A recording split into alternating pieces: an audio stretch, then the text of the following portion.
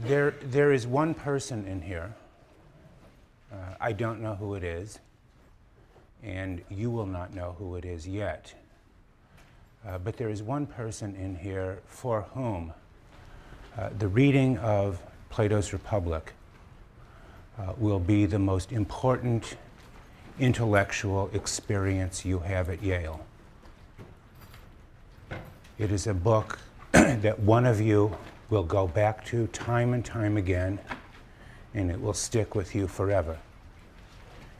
And what I would like you to do is to remember this, and 4 years from now, when most of you are ready to graduate, if that one person in here would email me and let me know who it is. Okay? Maybe it'd be you. Maybe? Okay, possibly. Or you. Okay. But this is the book that started it all. The Apology, the Crito, these are warm-ups to the big theme, to the big book, the Republic. Every other book in this political science that has since been written, beginning with Aristotle's Politics and moving on to the present day, is in one way or another an answer, a response to Plato's Republic. It started the whole thing. The first and most obvious thing to say about the Republic is that it is a long book. Not the longest book you will ever read, but long enough. And in fact, in part because of this, we are only reading approximately half the book. The first 5 books, to be more specific. The first 5 books that deal with and culminate in the best city, Plato's ideal city, what he calls Callipolis, the just city, the beautiful city, ruled by philosopher kings. The second half of the book turns in somewhat different, certainly equally important directions, but would take us much more time than the time we have allotted to deal with. So you will read that on your own, you can take another course, what have you. The Republic is a very perplexing book, you will find out. Its meaning will not be evident to you on a first reading.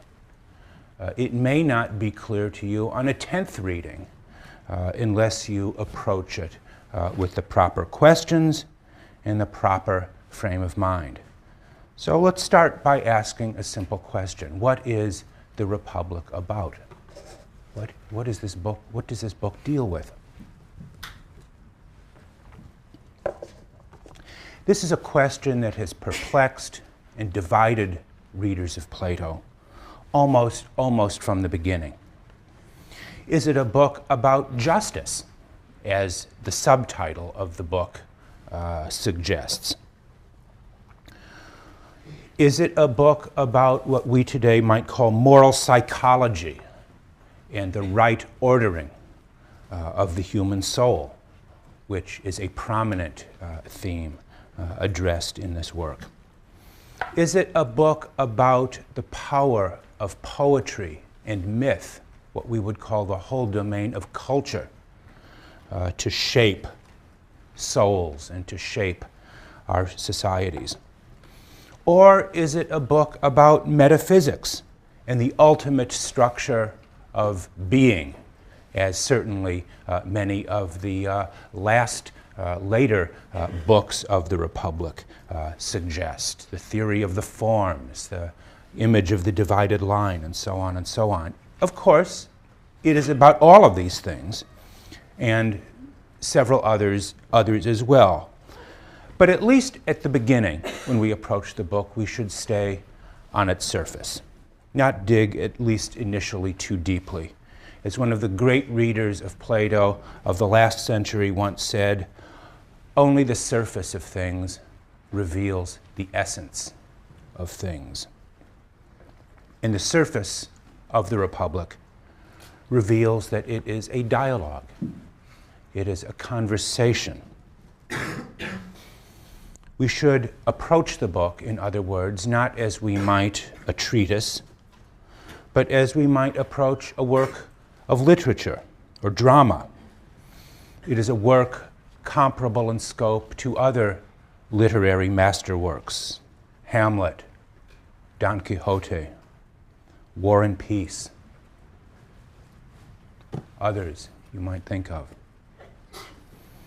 And as a conversation, as a dialogue, it is something that the author wants us to join, to take part in.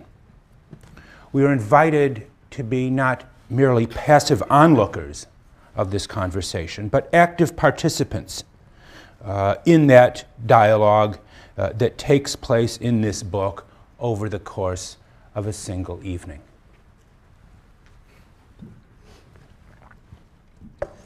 Perhaps the best way to read this book is to read it aloud, as you might with a play, to yourself or with your friends. But let's go a little further. The Republic is also a utopia, a word that Plato does not use, was not coined until many, many centuries later by Sir Thomas More. But Plato's book is a utopia. It is a kind of extreme. He presents an extreme vision of politics. He presents an extreme vision of the polis. The guiding thread of the book is the correspondence, and we will look at this in some length, and you will discuss it in your sections, no doubt. The guiding thread of the book is the correspondence, the symmetry between the parts of the city and the parts of the soul.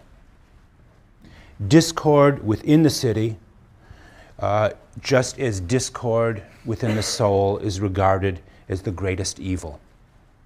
The aim of the Republic is to establish a harmonious city based on a conception of justice that, so to speak, harmonizes the individual and society. How to achieve that? The best city will necessarily be one that seeks to produce the best or highest type of individual. And Plato's famous answer to this is that the city, any city, will never be free of conflict, will never be free of factional strife, until, in his famous formula, kings become philosophers and philosophers become kings.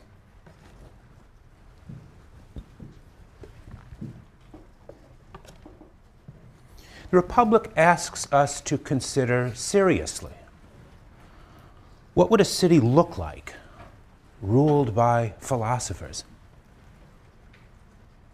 In this respect, it would seem to be the sort of perfect bookend to the Apology. Remember, the Apology viewed the dangers posed to philosophy and the philosopher and the philosophical life from the city.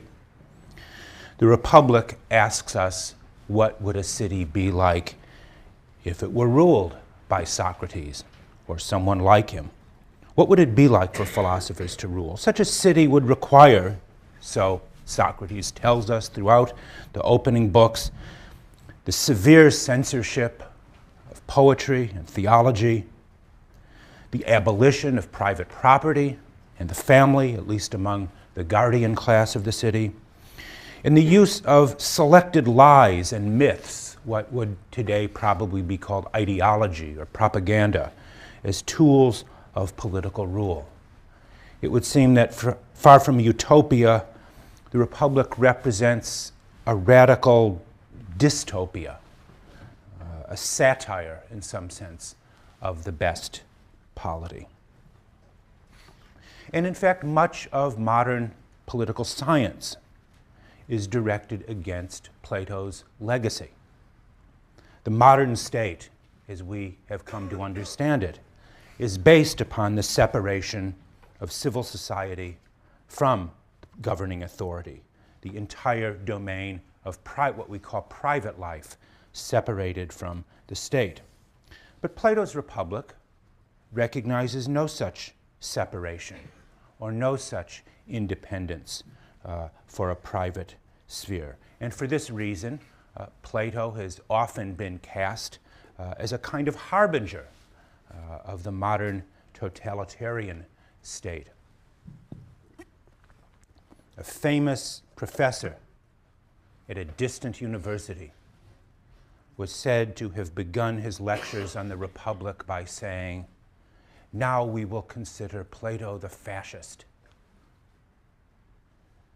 And this was, in fact, the view popularized by one of the most influential books about Plato written in the last century, a book written by a Viennese emigre by the name of Karl Popper, who in the very early 1950s, right at the height of the Cold War and, of course, the end of the conclusion of the Second World War, wrote a book called The Open Society and Its Enemies.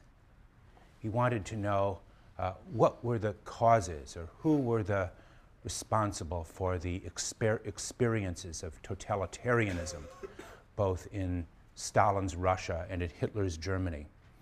And in the course of this inquiry, he concluded that not only Hegel and Marx were important in that particular genealogy, but this went back to Plato as well. Plato principally. Plato, who he accuses, Popper, in a passionate, albeit not very well written book, accuses Plato of being the first to establish a kind of totalitarian dictatorship. Is that true? Well, Plato's Republic is, we will discover as you read, it is a republic of a very special kind. It is not a regime like ours, devoted to maximizing individual liberties, but it is one that puts the education of its citizens, the education of its members, as its highest duty.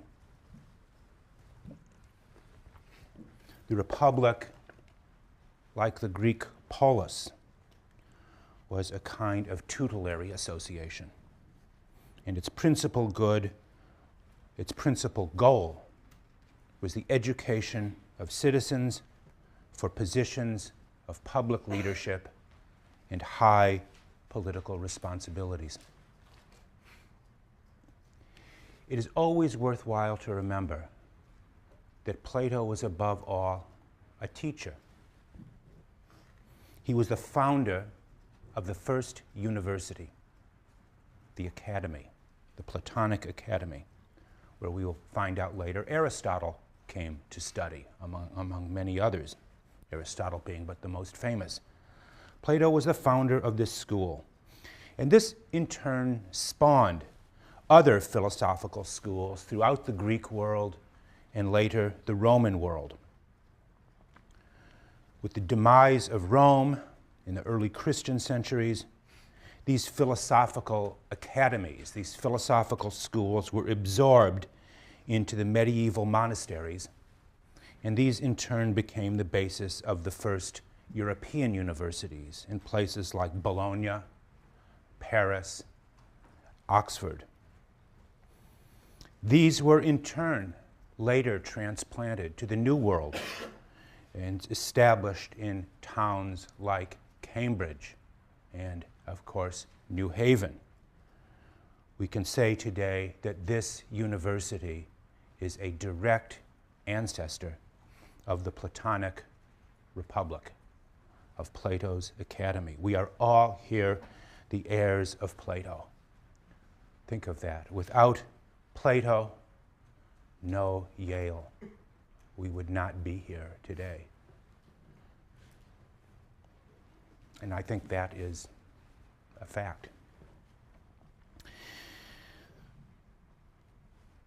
I'll let you just ponder that for a moment.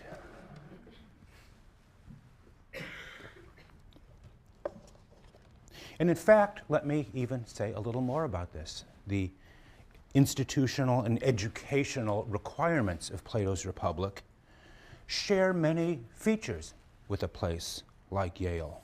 For example, in both the Platonic Kallipolis, the just city, as well as this place, men and women are selected at a relatively early age because of their capacities for leadership, for courage, for self-discipline, and responsibility. They spend several years living together, eating together in common mess halls, exercising together, and studying together, of course, far from the oversight of their parents. The best of them are winnowed out to pursue further study and eventually assume positions of public leadership and responsibility. Throughout all of this, they are subjected to a course of rigorous study and physical training that will lead them to adopt prominent positions in the military and other branches of public service. Does this sound at all familiar to you? It should. Let me put it another way. If Plato is a fascist, what does that make you?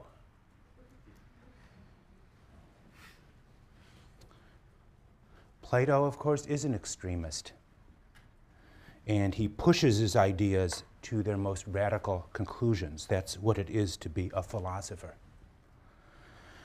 But he is also defining a kind of school. He regards the politeia, or the republic, because that is the original Greek title of the book, politeia or regime. He regards the politeia as a school whose chief goal is preparation for guidance and leadership of a community. If you don't believe me about this, maybe you will consider the words of Jean-Jacques Rousseau, one of the great readers of Plato's Republic. Rousseau wrote in his Emile, "To get a good idea of public education," he says, "read Plato's Republic. It is not a political treatise, as those who merely judge books by their title think, but it is the finest, most beautiful work on education ever written." Rousseau. So, there we go. Let's look in a little. Let's now peek into the book itself. Just peek. Don't go too far. Start with the first line. Who remembers what the first line is? Oh, come on, you should know this. You're looking at the book, you're cheating. I went down to the Piraeus. I went down to the Piraeus. Why does Plato begin with this line? There's a story that I heard, I'm not sure altogether true, but it's a good story at least, about the famous German philosopher Martin Heidegger, who said that on his first teaching of the Republic, he went through the whole book, taught the whole book in one class, in one seminar, one semester. The last time he taught it, the final time he taught it, he never got beyond the first sentence. I went down to the Piraeus. What does it mean? Why does he begin with this? I went down, a going down. The Greek word for this is katabasis. I had made a descent. There's a book by a famous contemporary of Plato's, a man named Xenophon, who wrote a book called The Anabasis. The Anabasis means a going up, an ascent. But Plato begins this dialogue with this statement, I went down. The descent to the Piraeus, it is clearly modeled on Odysseus's descent to Hades in the Odyssey. And in fact, the work is a kind of philosophical odyssey that both imitates Homer, but also anticipates other great odysseys of the human mind, works by those like Cervantes or Joyce. The book is full, you will see, of a number of descents and ascents. The most famous climb upward, although we will not actually read these parts for this class, concerns the climb to the divided line, the famous image of the divided line in Book 6, and the ascent to the world of the imperishable forms. And then in the last book of the Republic, Book 10, there is once again a descent to the underworld, to the world of Hades. The work is not, in a sense, written simply as a sort of timeless philosophical treatise, but as a dramatic dialogue with a setting, a cast of characters, and a firm location in time and place. Let's say a little more about that time and place, already indicated in the phrase or in the sentence, I went down to the Piraeus. Plato was born in 427, which is 4 years after the commencement of the Peloponnesian War.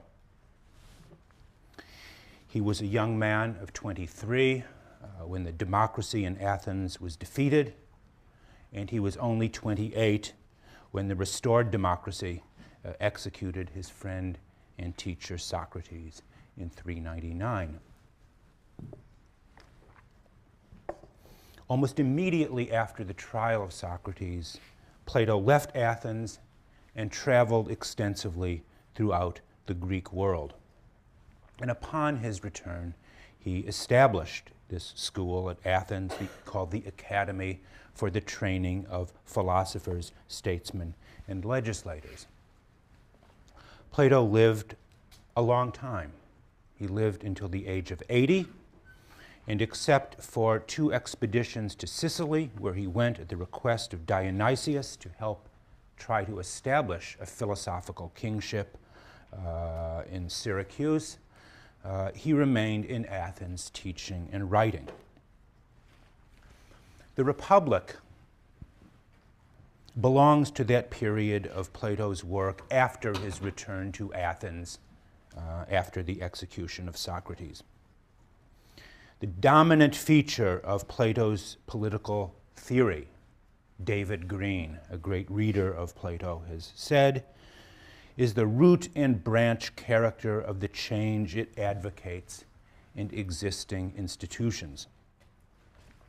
Plato's desire for a kind of radical makeover of Athenian and Greek political institutions and cultures grew out of his experience of political defeat and despair. The utopianism of the book is in many ways the reverse side of the sense of profound disillusionment that he felt at the actual experience of the Athenian polis. This was not only true of his experience at home, but of his failed efforts to turn Dionysius's kingship in Sicily into a successful example of philosophical rule. In fact, we have, and I want to read to you in just a moment, a lengthy transcript of Plato's own account of why he came to write the Republic. One thing, of course, you note in the Republic is that Plato is nowhere present. He is not a participant in his own dialogue. He is the author, but not the participant. We don't know precisely what Plato thought, but we are helped, at least, by a kind of intellectual autobiography that he wrote, and that we still have, in what is conventionally referred to as the seventh letter. Plato wrote a series of letters that we have. People have argued over the authenticity of them, although I think by now it is established that they are his. And in the most famous of these letters, the lengthy seventh one, he gives us, again, something of an autobiography and tells us a little bit about why he came to write this book. Isn't this amazing that, 2,500 years ago, we still have the letters of the man who wrote this book. So let me read to you what Plato says about how he came to write this book. When I was a young man, he said, and this is written as he's very old, when I was a young man, I felt as yet many young men do. I felt at the very moment I attained my majority, I should engage in public affairs. And there came my way an opportunity that I want to tell you about. The democratic constitution, then loudly decried by many people, was abolished. And the leaders of the revolution set themselves up as a government of 30 men with supreme authority. He's referring to the tyranny of the 30 that existed after the Athenian defeat. Some of these men, some of the members of the 30, you must understand, were relatives of mine and well known to me. And what is more, they actually invited me at once to join them, as though politics and I were a fit match. I was very young then, and it is not surprising that I felt as I did. I thought that the city was then living a kind of life which was unjust, and that they would bend it to a just one, and so administer it more justly. So I eagerly watched to see what they would do. And you must know, as I looked on, I saw those men in a short time make the former democracy look like a golden age. Those are referring to his relatives, men like Critias and Charmides, who turned Athenian politics into a tyranny, and which he says makes the democracy look like a golden age. Let me continue in Plato's words. I looked at this, you see, and at the men who were in politics, at the laws and customs, and the more I looked and the older I grew, the more difficult it seemed to me to administer political affairs justly. For you cannot do so without friends and comrades you can trust, and such men it was not easy to find. For the city, you see, no longer lived in the fashion and ways of our fathers. Eager as I had once been to go into politics, as I looked at these things and saw everything taking any course at all with no direction or management, I ended up feeling dizzy. I did not abandon my interest in politics to discover how it might be bettered in other respects, and I was perpetually awaiting my opportunity. But at last I saw that as far as all states now existing are concerned, they are all badly governed. For the condition of their laws is bad almost past cure, except for some miraculous accident. So I was compelled to say, in praising true philosophy, that it was from it alone that was able to discern any justice. And so I said that the nations of the world will never cease from trouble until either the true breed of philosophers shall come to political office, or until that of the rulers shall by some divine law take to the pursuit of philosophy.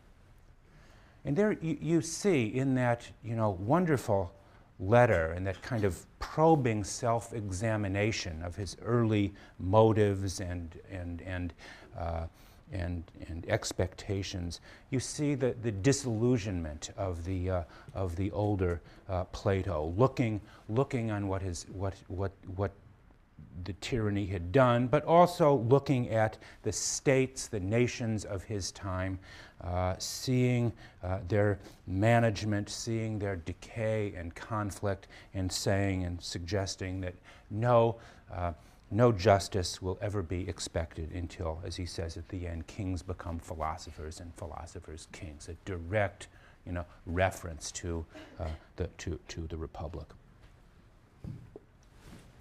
This little autobiography, he goes on at considerably greater length, I should say, but this provides a kind of introduction, as it were, to the Republic. We have in Plato's own words here, the way he viewed politics and his reasons for his political philosophy. And yet, in many respects, if the Republic was the result of comprehensive despair and disillusionment with the prospects of reform, the dialogue itself points back to an earlier moment in Plato's life and the life of the city of Athens. This remarkable letter was written when Plato was very old, approximately 50 years after the trial and execution of Socrates. But the action of the Republic takes place long before the defeat of Athens, before the rise of the 30 and the execution of Athens. It refers to that period that Plato says in the letter looked like a golden age when many things seemed possible. And that brings us back to the opening, the descent to the Piraeus. The action of the dialogue begins at the Piraeus, the port city of Athens, somewhere around the year 411, during what was called the Peace of Nicaeus, that is to say, the peace that endured a kind of respite, truce that was established during the fighting between Sparta and Athens. And at the very beginning of the dialogue, we see Socrates and his friend Glaucon. What are they doing? What are they doing? Do you remember? What are they doing at the very beginning? Where? Right. Let me put it a slightly, yes, they are walking back to Athens from the Piraeus, but maybe to put it a slightly different way, they're trolling the waterfront. What is the Piraeus? It is the harbor of Athens. And what do you expect from harbors? What are harbor cities like? What do you find down at harbors? Water, yeah. They're seedy, aren't they? They're kind of, you find various kinds of disreputable and maybe unseemly things going on there. We are forced to ask ourselves, what are Socrates and Glaucon doing there? Why are they there together? What are they doing? What do they expect to find? These seem to be questions that immediately come to mind. We learned shortly afterwards that they have taken this descent to the Piraeus to view a festival, a kind of carnival. It sounds like something one might expect to see in a Fellini film. A kind of carnival, a Mardi Gras, where a festival is going on. And what's more, a new goddess is being introduced into the pantheon of deities. This seems to suggest that, referring back to the Apology, that it is not Socrates, but the Athenians who innovate, who create and introduce new deities. Socrates remarks that the Thracians, the display of the Thracians, put on a good show, showing that his own perspective is not simply bound by that of his city. It suggests from the beginning a kind of loftiness, an impartiality of perspective, characteristic of the philosopher, but not necessarily the citizen. And on their way back from this festival, from this carnival, on their way back, they are accosted. You remember, they are accosted by a slave who has been sent on by Polemarchus and his friends, and who orders Socrates and Glaucon to wait. Polemarchus orders you to wait, the slave says. He orders you to wait. He is coming up behind you. Just wait. And of course we'll wait, Glaucon replies. When Polemarchus and his friends arrive, we find that his friends include Adeimantus, who was Glaucon's brother, and Niceratus, who was the son of Nicias, the general who has just brokered the peace that they are now enjoying. That's a famous peace of Nicias. And they challenge Socrates, stay with us or prove stronger.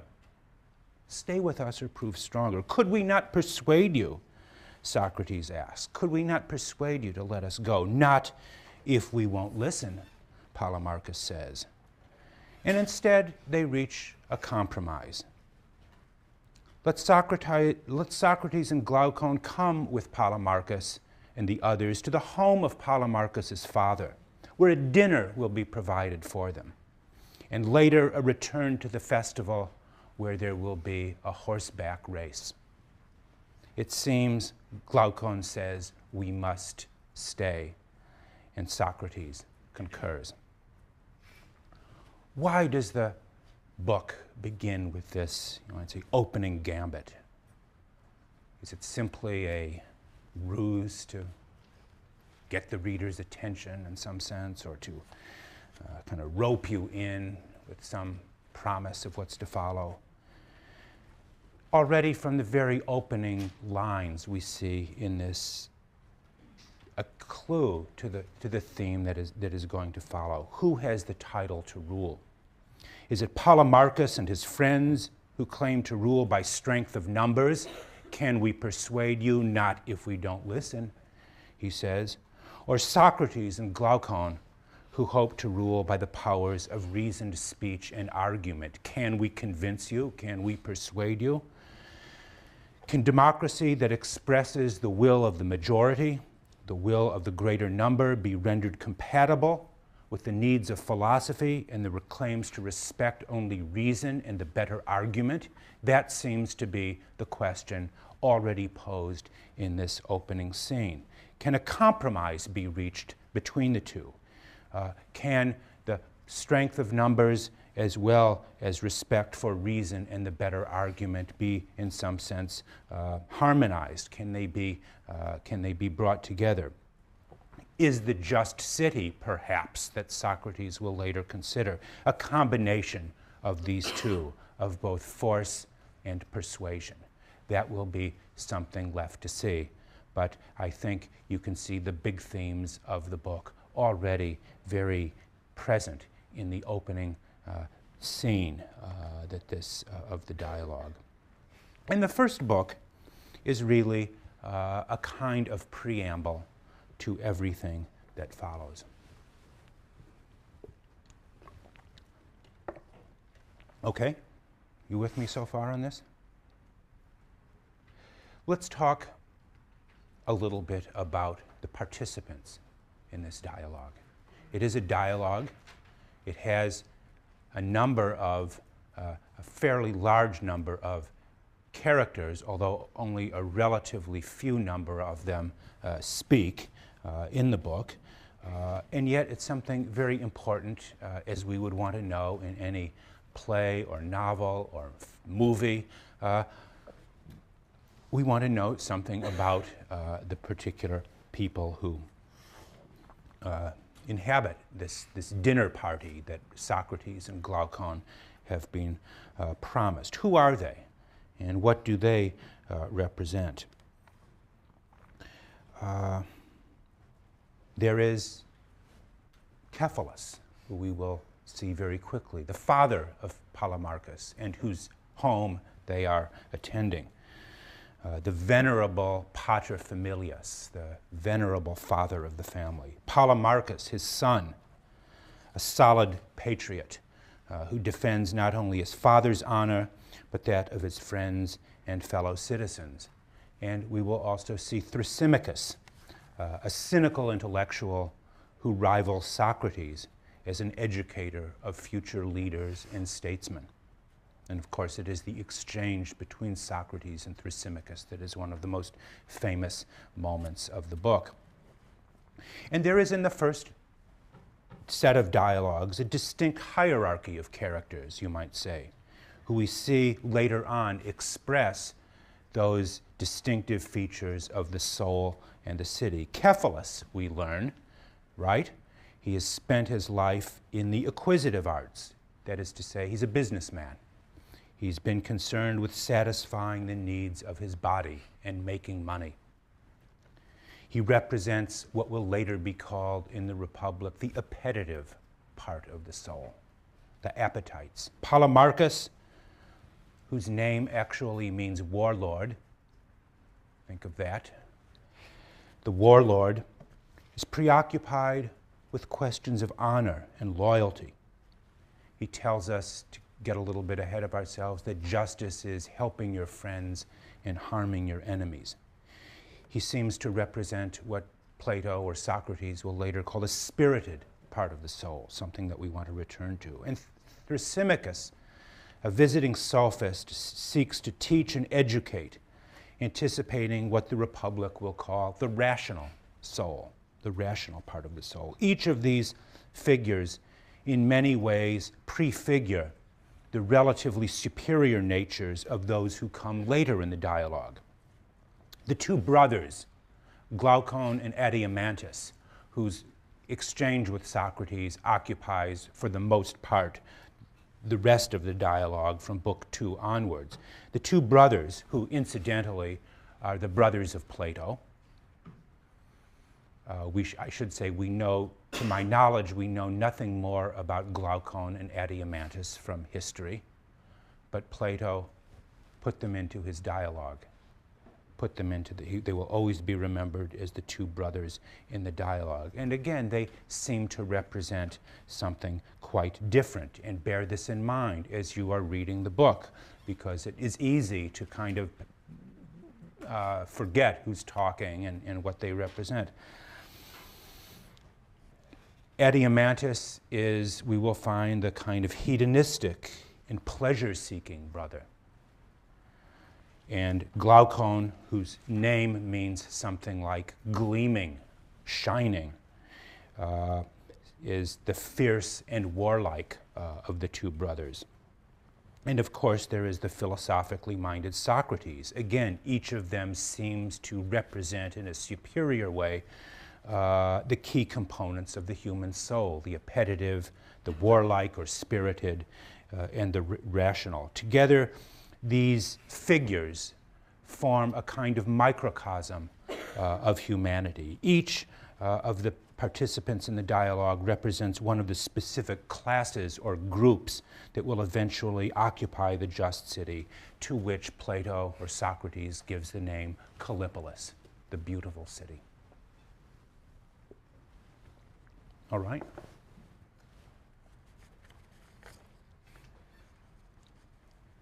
In the 5 minutes or so that remain, let's just talk for a moment about the first conversation with the head of the family, Cephalus. We don't need to look at this at great length.